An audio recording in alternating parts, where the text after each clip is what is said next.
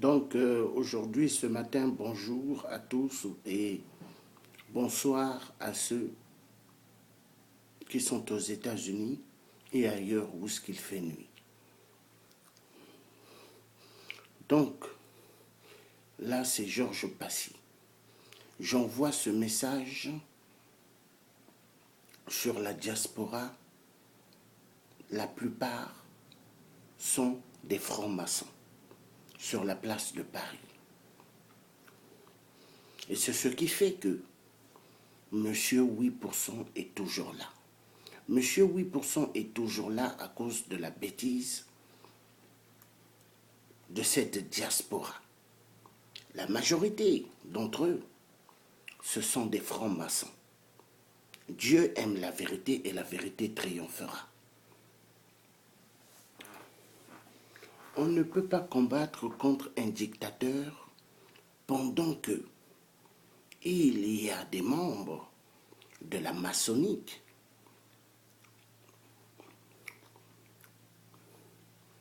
avec nous. C'est impossible. Pour combattre un cafard, Satan, il ne faut pas qu'il y ait des maçonniques autour de nous. Mais les maçonniques sont là. Voilà pourquoi la diaspora congolaise de France, elle est divisée. Elle est divisée par rapport au désordre que nous avons dans la diaspora congolaise, ici en France. Des francs-maçons. Donc ça fait que ceux qui connaissent Dieu et ceux qui font le devoir de Dieu dans le combat, ça fait que le mal et le bien ne peuvent pas être ensemble. Dieu fait à ce que le mal aille de l'autre côté et le bien de l'autre côté. Et il y a une grande division au milieu parce que les démons et ceux de Dieu ne peuvent pas être ensemble. Les francs-maçons sont au service de Satan Lucifer. Ceux qui se battent pour la libération du Congo sont des oins de Dieu. Ça fait que francs-maçons et ceux de Dieu ne peuvent pas être ensemble. Voilà pourquoi depuis que nous avons commencé le combat, il y a tellement de traîtres dans la diaspora. Monsieur 8% est toujours là. Monsieur 8% est toujours là parce que dans cette diaspora, il y a pas mal qui aiment des salles et des documents qui sont des francs-maçons. Des francs-maçons au service de Satan Lucifer. Voilà pourquoi on ne s'en sort pas jusqu'aujourd'hui pour en découdre avec monsieur 8%. La diaspora congolaise, elle est divisée parce que ceux qui se disent des connaisseurs, ceux qui se disent avoir fait de longues études, la majorité sont des francs-maçons.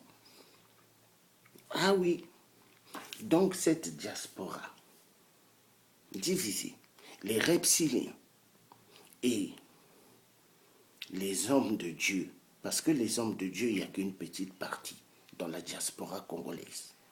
Donc ça fait, il y a des étincelles au milieu.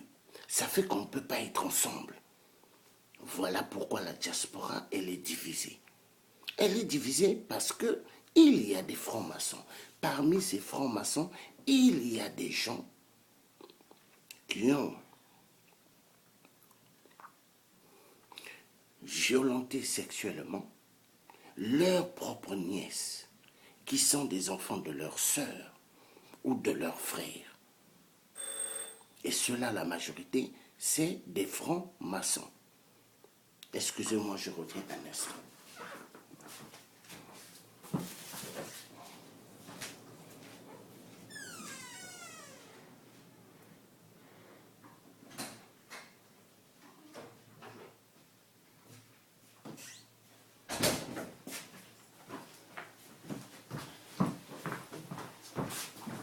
Tac, tac, tac. Bonjour, madame. Madame Diata, ça va et vous?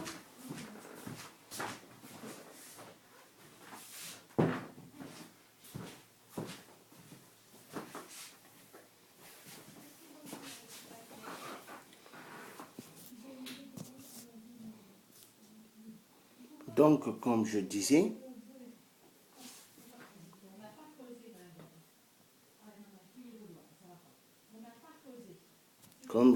donc cette diaspora est une diaspora divisée en France, parce que la majorité, ce sont des francs-maçons. Voilà le problème. Parce que la majorité sont des francs-maçons, nous sommes divisés. Divisés. Et ce que je suis en train de dire, c'est la vérité. Nous sommes divisés. Donc, si nous voulons en découdre avec M. 8%, nous devons bien comprendre les choses. Dans la diaspora, il y a une grande division parce que la majorité là, ce sont des francs-maçons. Des francs-maçons au service de démons.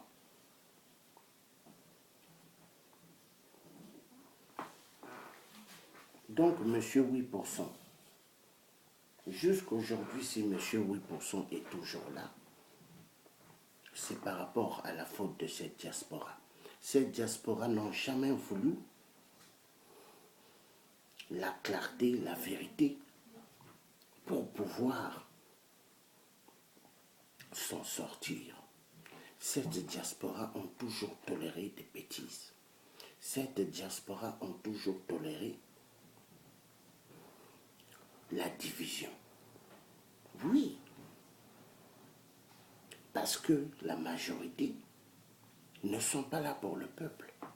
La majorité, ils sont là que pour leur propre profit. Oui, leur propre profit. Donc, ce que j'étais en train de dire... Bonne journée. Merci.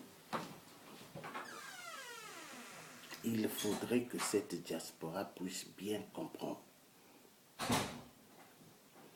Donnez-moi un instant, je reviens. Je reviens.